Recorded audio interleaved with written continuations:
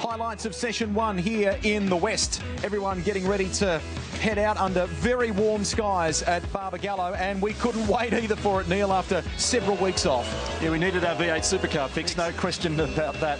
But beautiful conditions, as we said at the very top of the show. Clear sky, southeasterly breeze, around about 10 to 15 kilometres an hour, and the track's in pretty good condition. So Michael Caruso did basically an installation lap and a bit of a verification run before he handed his car over to Dean Fiore.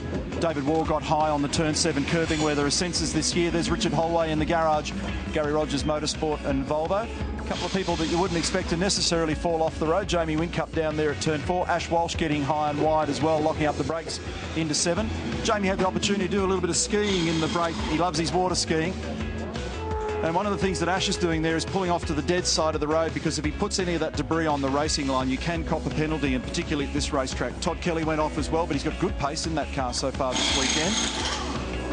The top 6 in the session, so yeah, really encouraging. McLaughlin, another one to find the sand on what would have been a hot lap too. Christened. That's the first thing you need to do with a new car. You need to actually put a scratch on it so that everybody doesn't keep telling you how beautiful it is. You just got to treat it like you'd always treat it, which is hard and fast.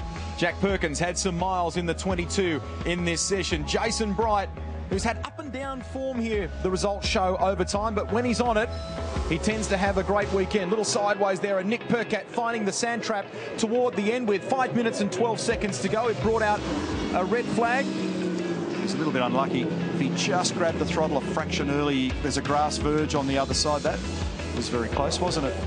And if you can sneak around that grass verge, you don't trigger the red flag. Of course, you don't want to do that in qualifying, or then you're out of the game. Grant McPherson working with Craig Lowndes, and they're off to a very good start so far in this early practice session. It's always the story, though, of who was on which tyre, how old it was, how many laps it had previously done, so we don't get a thorough read, but you get some indication of performance. One thing, David Wall, he'll take after what's been a tough start to the year, a huge amount of positive stuff from this opening practice session.